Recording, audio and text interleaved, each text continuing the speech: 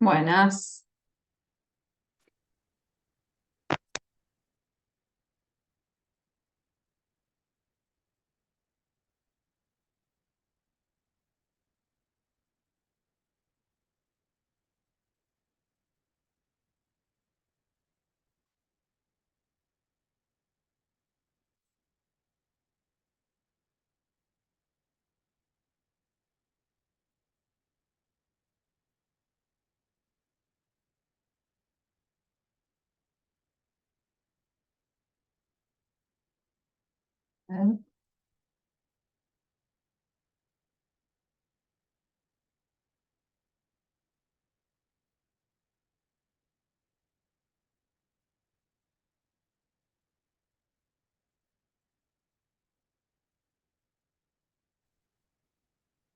Baja el volumen.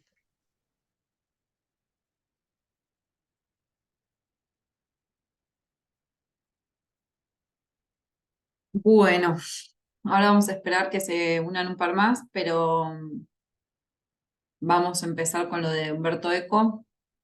No sé si tuvieron oportunidad de leerlo.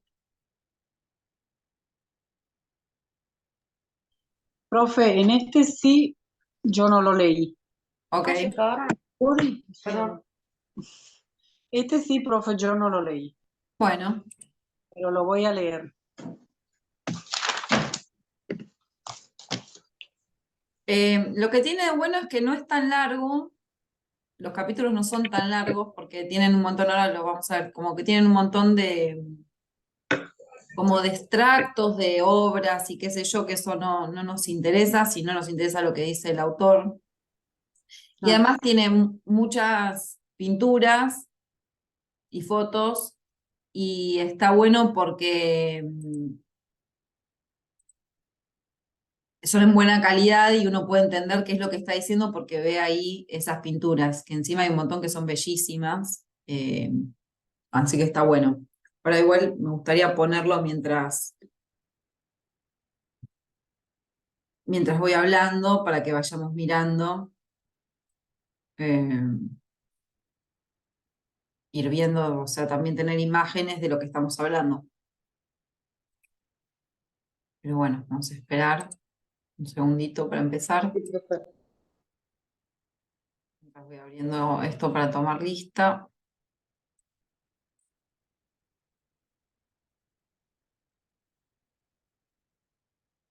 Basta, Rol. O sea, profe, en la clase pasada habíamos hablado sobre el barroco, cómo La era criticado. clase, sí, lo de Gombrich, ¿no? Que Sí, era habíamos de visto Caravaggio y Caracci, puede ser, que eran Caracci, dos Carracci, textos. Caravaggio, y vimos lo de Velázquez, las meninas. Ah, sí, sí. Ah, Vimos el video y lo miramos. claro, como que cada uno de ellos tenía una mirada diferente acerca de la pintura. Ujú, así es, como dos vertientes de la pintura en esa época, una que era más barroca y la otra no. Mientras voy a poner acá Cristina, Antonella y Valeria, Débora. Y Débora, ahí está Diego, lo pongo, se traba. Diego, ahí está, muy bien. Bueno, vamos empezando. Mientras les cuento a quienes no estuvieron en la clase anterior, que yo ahí dejé, bueno, era sobre el capítulo 19, ¿no? Sí, 19 de Gombrich, la Europa Católica, primera mitad del siglo XVII, y ahí, bueno, habla bastante de barroco, y yo además también les dejé en el cronograma de lecturas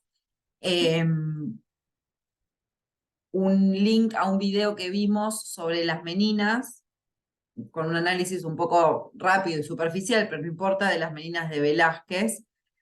Así que cuando puedan véanlo porque está bueno y aclara un par de cosas de una obra que es, bueno, muy importante y es espectacular además. Este, nada, para tener eso de materiales. Sí, Anto. Que yo leí esto era lo que yo había leído que te dije que hice un punteo, no sé cómo se dice, del capítulo 11. también leí después el que le seguía, el 12. Claro, pero vos Pero estás bueno, hablando de Eco. Yo estoy hablando del capítulo de la clase anterior, que es el 19 de Gombrich. sí, otro es Ah, eso entonces. Sí, yo genial. estoy hablando del otro. Claro, de Eco, que eso es lo que vamos a ver hoy. Pero yo Ujú. repasé lo que vimos la clase pasada para quienes no estuvieron, que sepan qué hicimos eh, y qué materiales hay disponibles. Bien, entonces, acá tenemos Eco, que teníamos, si mal no recuerdo, capítulo 10. Déjame ver esto. Sí, capítulo 10, 11 y 2, o sea, 10 hoy, 11 mañana, 12 la clase que viene. Veamos si se une alguien más, pero nosotros mientras empezamos y después hago aclaraciones sobre el cronograma y eso. Y dije que les iba a poner el capítulo, así vemos obra mientras hablamos, que siempre es más lindo y ayuda a que las cosas sean más claras. ¿Verdad? Eco, te voy a sacar de dónde, de acá te voy a sacar.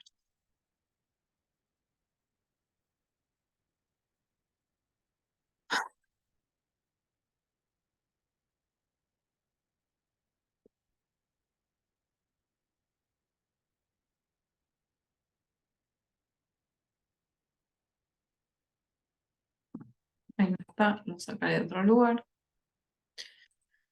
Día 4, Victoria Galles.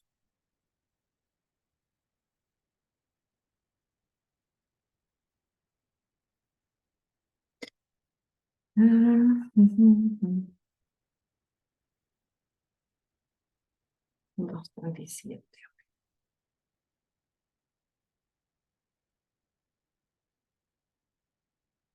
Computadora está a punto de explotar con tantas cosas prendidas al mismo tiempo. Sepan disculpar.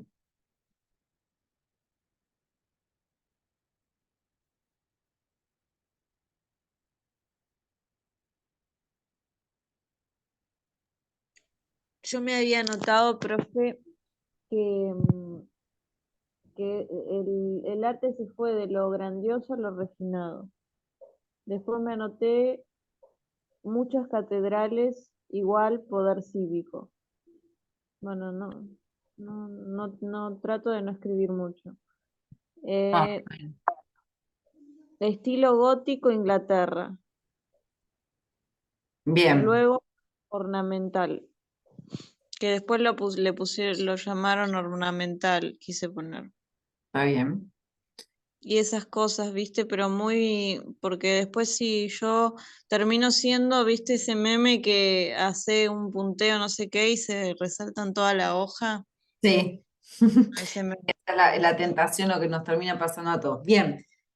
Yo hoy entonces vamos a hablar de el capítulo 10, que es la razón y la belleza, eh, y que se va a referir al siglo XVIII. O sea, lo que Eco va a hacer en este texto, que se llama Historia de la Belleza, es justamente tomar el tópico o la idea, noción de la belleza y ver a lo largo de la historia qué pasa en relación, en las artes, en relación a la belleza, ¿sí? En las artes ampliamente, si bien va a haber un montón de pintura y demás, también se va a referir a la literatura cuando lo crea necesario u oportuno. Y me parece interesante, como que esto también para que lo pensemos como una metodología de investigación o de lo que sea que tiene que ver con tomar un tema, un tópico, una idea y rastrearla y ver en eso comparativamente qué va pasando en distintos momentos de la historia. Lo primero que él va a decir, me voy a acomodar, ya estoy incómoda de estar tanto tiempo sentada.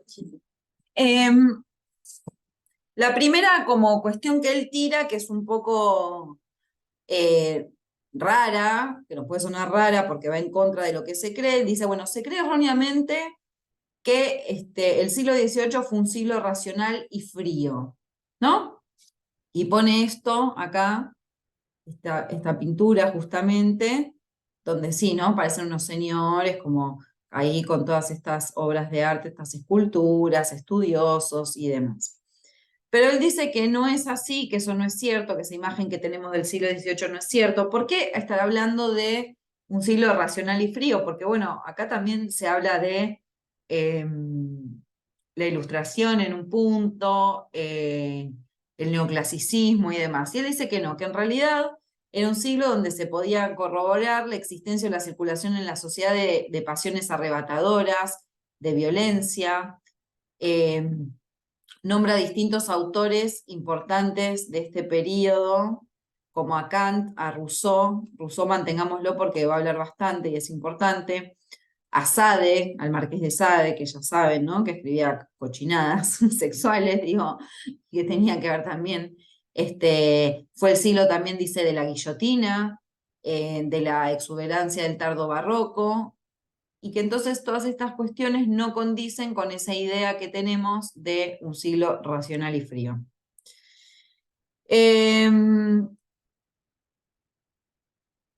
Lo que él va a decir es que hay un complejo tejido social en este momento, ¿no?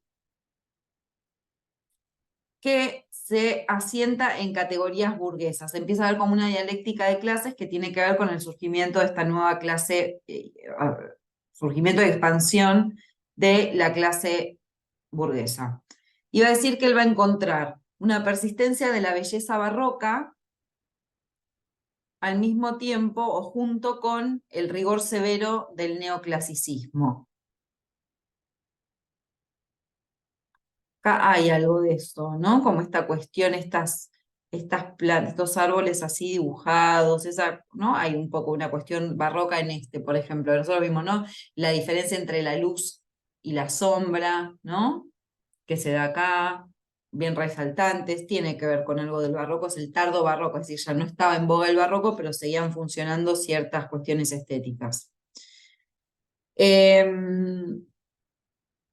Entonces va a hablar justamente que hay una dialéctica del gusto que es muy compleja, en el cual aparecen distintas cuestiones al mismo tiempo, ¿no? Y hace referencia, dice, bueno, la luminosidad, que se puede pensar desde la obra de Kant, por ejemplo, ¿no? Como un intento filosófico esclarecedor, con un fin esclarecedor en un punto, y por el otro lado, la oscuridad de los escritos de Sade, ¿no? De ese mundo bajo, de prácticas sexuales descarnadas, prostitutas, orgías, en fin, lo que ya sabemos sobre el Marqués de Sade. Entonces, bueno, va a decir que, por un lado, está el carácter innovador del clasicismo, ¿no? Que nace de la exigencia de un mayor vigor, y que en el teatro, por ejemplo, va a hablar de que hay un deseo de mayor realismo que lleva a dejar atrás la unidad aristotélica, ¿no? Porque el tiempo no permitiría, la unidad aristotélica, ¿se acuerdan, no? De tiempo, lugar y acción, va en contra de algo más realista, porque en la realidad no es que en un lugar, en un momento y una sola acción acontecen. Él también va a hablar en arquitectura, ¿no? Que se va a dejar de lado el artificio barroco, de a poco, y se va a ir prefiriendo la sobriedad y el buen gusto de lo clásico, especialmente en Inglaterra, donde el barroco nunca fue demasiado fuerte y ahora aún menos. Se va a ir hacia un clasicismo, a un neoclasicismo.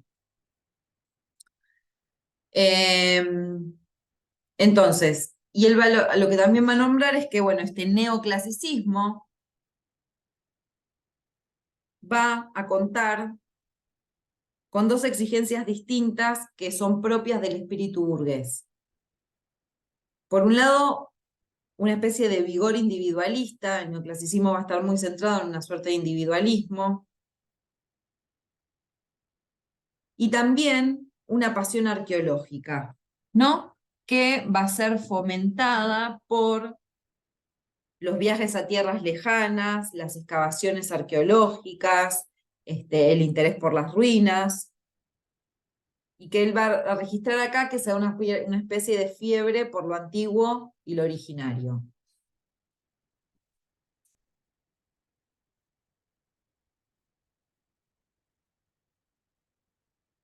Acá, por ejemplo, tenemos cuestiones, ¿no? Del clasicismo funcionando, ¿no? En estas fotos que vemos acá, arquitectura. Miremos acá también como esta imagen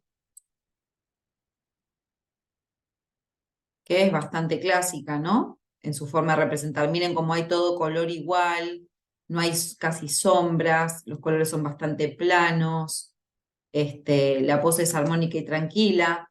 Y acá a lo lejos se ven cuestiones, y acá mismo, ¿qué es lo que vemos acá? Una ruina, ¿no? Este señor está ahí sentado al lado de una ruina, y lo que se ve atrás también parecen construcciones más antiguas, ¿no? Entonces esta cuestión de lo clásico, lo sobrio, los colores más planos, la presencia de las ruinas. Bien. Y dice que esto va a traer como resultado, como hay una búsqueda de un estilo originario, ¿no? El neoclasicismo en un punto es eso, pero que eso va a implicar la ruptura con los estilos tradicionales y eso va a generar a la vez una mayor libertad expresiva.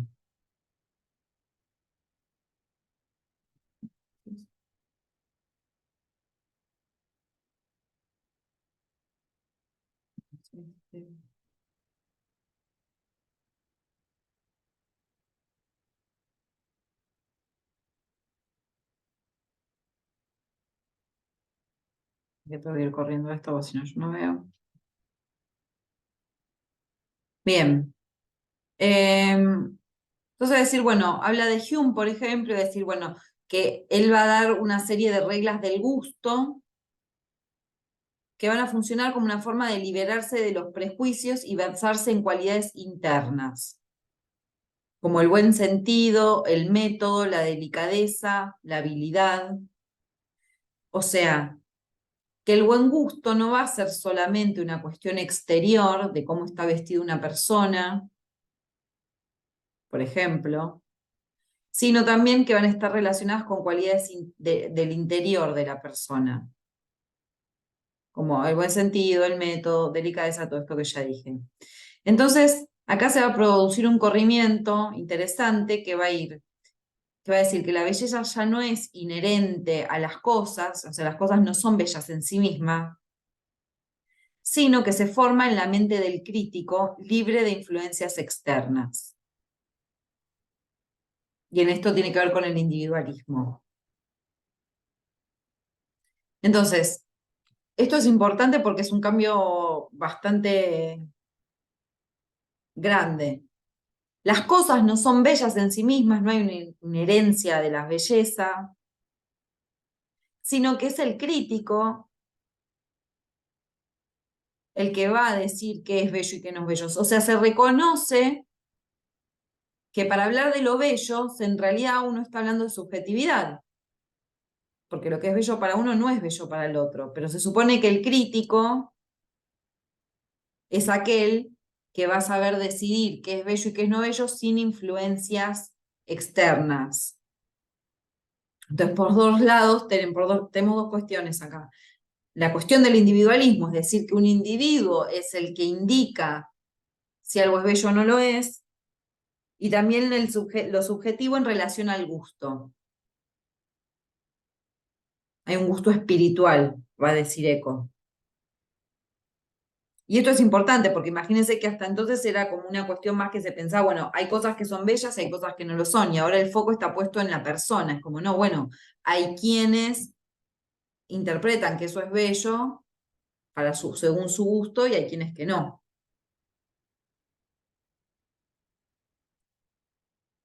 Que eso es algo que también con lo que nosotros nos podemos relacionar, ¿no? Sí, Diego.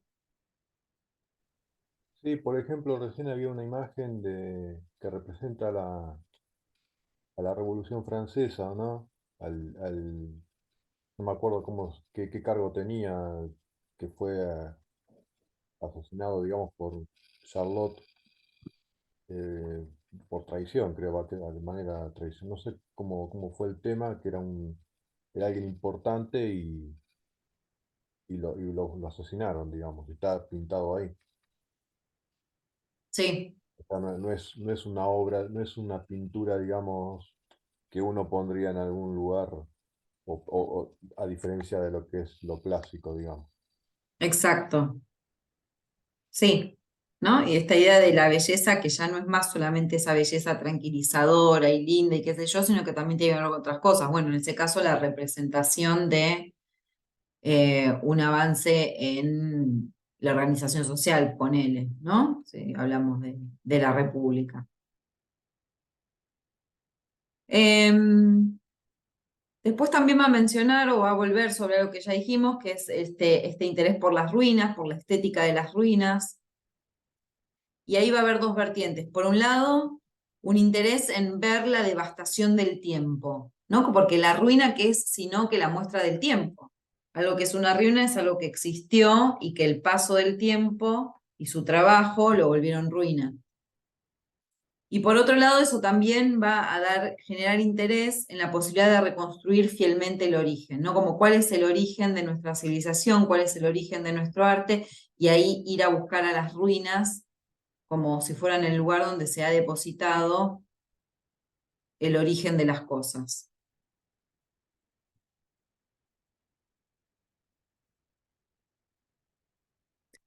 Otras novedades de las que va a hablar que suceden en el siglo XVIII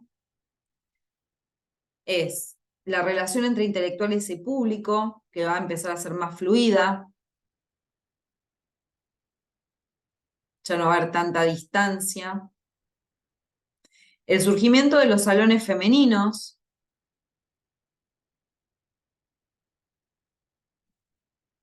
el papel de las mujeres, es una sociedad donde las mujeres empiezan a circular también por lugares donde antes no circulaban del espacio público. Obviamente que no fuertemente como los hombres, con un montón de restricciones, no todas las mujeres, tenías que pertenecer a cierta clase social y que tu familia además alentar esas cosas, bla, bla, bla.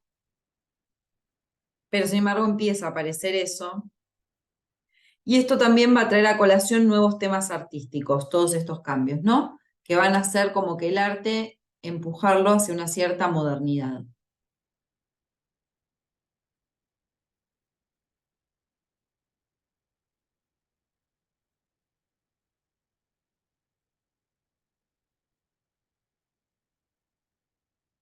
Y acá tenemos a mujeres que están en cuadros, por ejemplo, en pinturas, que están leyendo, son mujeres lectoras, ya no son mujeres como adornos, ¿no? Mujeres que están bien vestidas y paraditas o sentaditas, sino que son mujeres que están haciendo otras cosas. Ya no funcionan tanto como un adorno, sino que acá las vemos. Esta es una mujer que está pintando, esta es una mujer que está leyendo.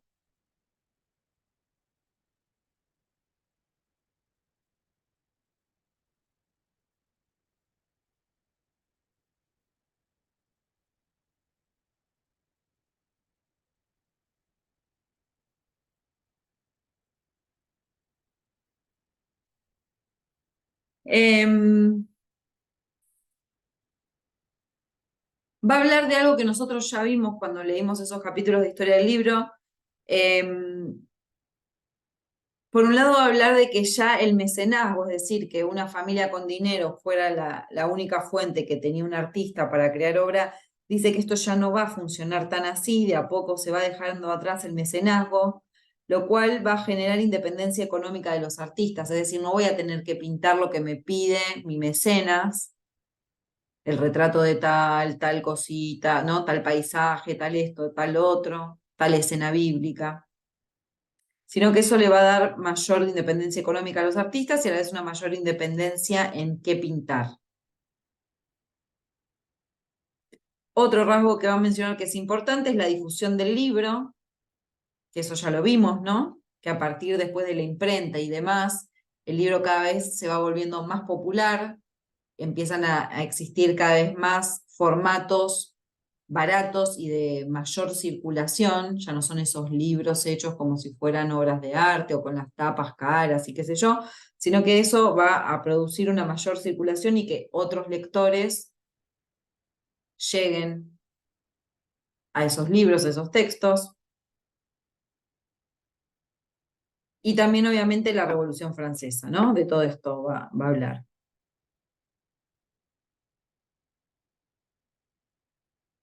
Y esto también va a traer un cambio en la belleza, en el sentido que la aparición de las mujeres en la vida pública, de la manera recortada que acabo de mencionar, va a ser también. Uy, perdón, voy a tomar lista. Ya se me fue. Bueno, no importa. Seguimos. Y esto se cerró. Qué fantástico. Esta aparición de las mujeres en la vida pública y después de la revolución y demás, bueno, las mujeres van a aparecer sin corset, con el pelo más suelto, sin estar tan atildadas. Justo era el cuadro que tenía ahí marcado. Ahora vamos a llegar.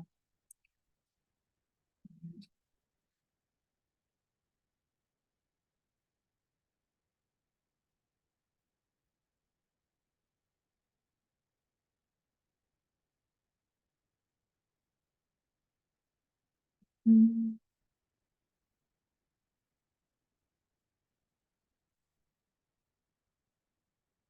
Bien. Palacios y jardines ya vimos.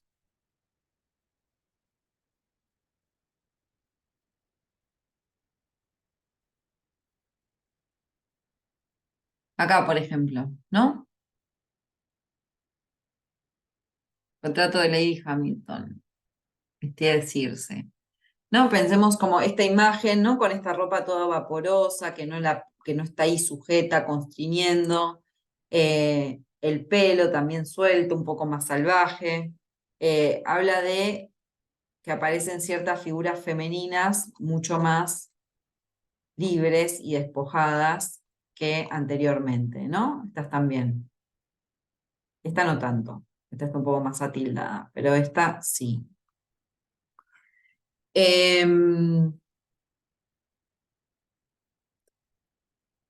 Todo esto también va a traer algo que ya vimos, pero la idea de que el sentimiento en este siglo ya no sabe, o los sentimientos en general, ¿no? Pero ya no son más vistos como una perturbación, sino como la tercera facultad de las personas. Es decir, la primera sería la razón, la primera facultad sería la razón, la segunda la sensibilidad, y en tercer lugar tenemos al sentimiento. Que de esta manera, al ingresar como una de las facultades del hombre y no como una perturbación, ya deja de ser considerado como algo negativo.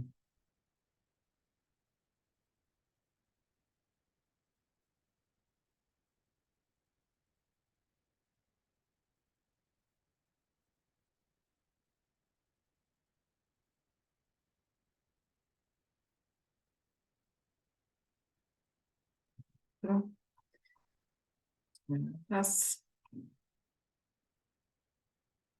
bien. Va a ser también como una diferencia, va a hablar de lo bello y de lo sublime, según Kant. Va a decir que para Kant lo bello es aquello que agrada de forma desinteresada, es decir, aquello que agrada de forma desinteresada, algo que es agradable sin ningún fin ulterior por detrás. Y en lo sublime, Kant lo que va a reconocer es la potencia de la naturaleza ilimitada.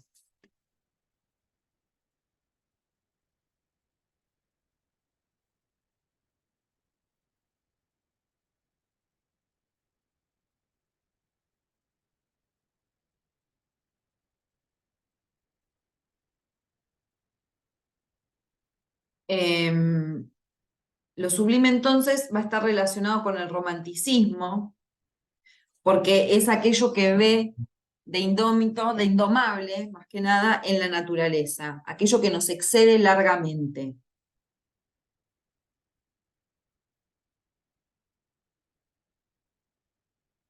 Y Kant va a ser uno que creía también que la naturaleza es lo que da lugar al progreso del ser humano.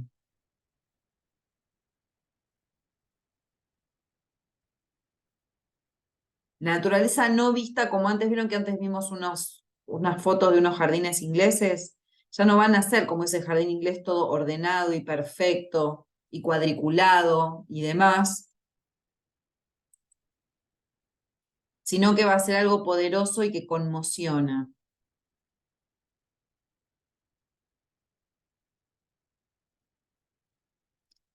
Y en este siglo en el que se habla tanto sobre la razón, acá también va a aparecer,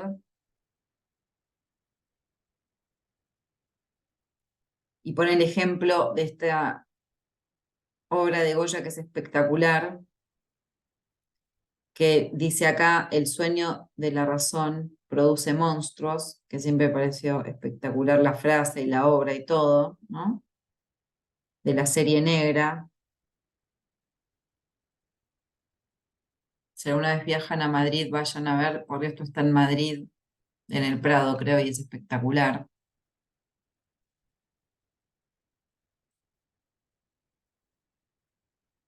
Entonces dice que acá también, si bien es un siglo que cree fervientemente en la razón, también es un siglo que va a pensar el lado oscuro de la razón, como en esta pintura de Goya, ¿no?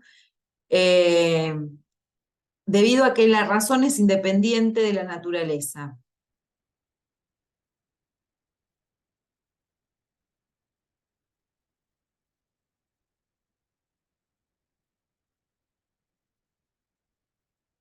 Y la naturaleza, que al no ser ni buena ni nada, ni buen animal en sí misma, pero que los hombres han caído como en una fe que no tiene motivo, inmotivada en la bondad de la naturaleza, y ahí se va a dar una especie de problema que me parece que es muy actual si lo pensamos, entre la idea de razón y naturaleza, ¿no? Porque dice, si la razón permite reducir cualquier objeto para dominarlo, ¿cómo evitar que suceda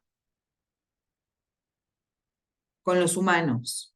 No, es decir, la razón es la que permitió a esta sociedad en este momento, en un punto, dominar a la naturaleza, porque fíjense que al mismo tiempo que se está pensando del sublime y de la importancia de la naturaleza, que es inabarcable, que no se puede dominar, etcétera, etcétera, es el siglo donde se empieza a dominar la naturaleza, ¿no? Donde se empieza a hacer uso, se empiezan a crear máquinas que avanzan sobre la naturaleza, se empieza a construir de cierta manera, se piensa hacer una práctica agrícola y ganadera de cierta manera.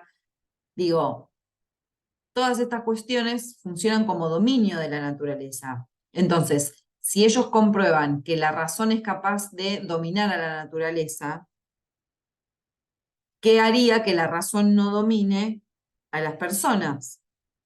Es decir, que sean manipuladas. ¿Se entiende esa lógica y por qué es perturbadora? Digo, y esto al día de hoy, no sé, con todos los problemas ecológicos que tenemos ahora, se piensa eso, ¿no? Como, bueno, los humanos nos vanagloriamos de que somos seres racionales y que con eso hemos construido aviones y hemos construido rascacielos y bla, bla, bla. Y sin embargo, esa misma razón es la que nos está hundiendo en este momento en problemas del calentamiento global, la contaminación de los mares, etcétera, etcétera, cosas que ya conocemos, ¿no? Pero que está bueno darse cuenta que vienen incluso desde esta época, desde el siglo XVIII que se está pensando.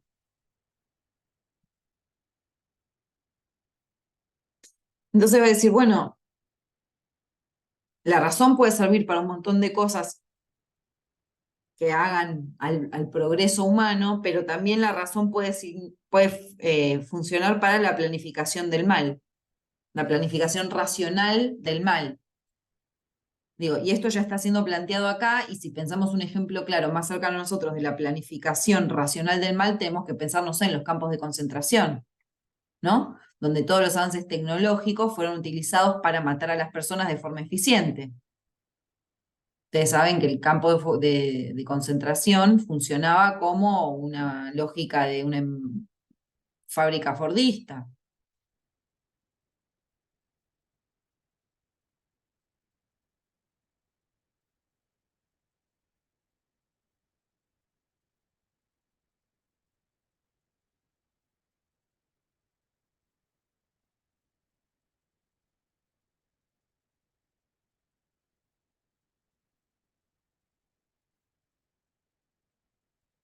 ¿No? Acá tenemos otra obra de Goya, que está en el Museo del Prado. Saturno devorando a su hijo, ¿no? Entonces miremos acá también como esta sensación de peligro, de esto que estábamos hablando. De por un lado una cierta confianza en el avance, en la técnica, en un montón de cuestiones, y por el otro, los peligros a que acechan. Está en esta pintura y en esta otra que estábamos viendo. Bien. Eso es lo que encontramos en este capítulo 10 de ECO.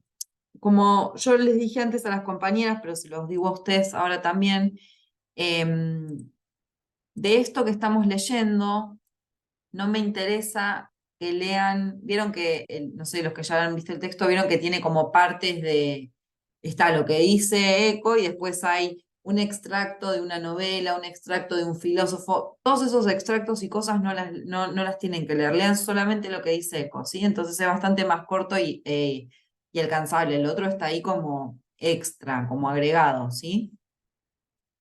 Pero me parece que está bueno el texto y que es fácil, no sé si fácil de leer, pero sí es interesante de leer, no es un plomo como Gombrich, que a mí ya me tenía un poco harta. Bien, lo que yo les iba a comentar, a ver si lo puedo abrir, si esto funciona. Bueno, esto sigo sin poder pasar lista. No importa, mientras vamos abriendo esto.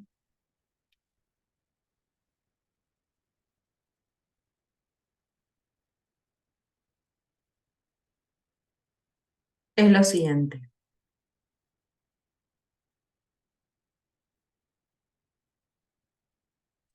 Nosotros teóricamente, pero bueno, porque yo armé este cronograma antes de saber que la semana anterior fue presencial, entonces nos atrasamos. Yo lo que voy a hacer es cambiar esto, porque sería mañana y mañana ya no llegamos, es hacer una comprobación de lectura sincrónica de estos textos, ¿sí? Para después del feriado, ¿ok? Y después de eso arrancamos con Hobsbawm. Entonces, esto acá, lo vamos a cambiar de lugar.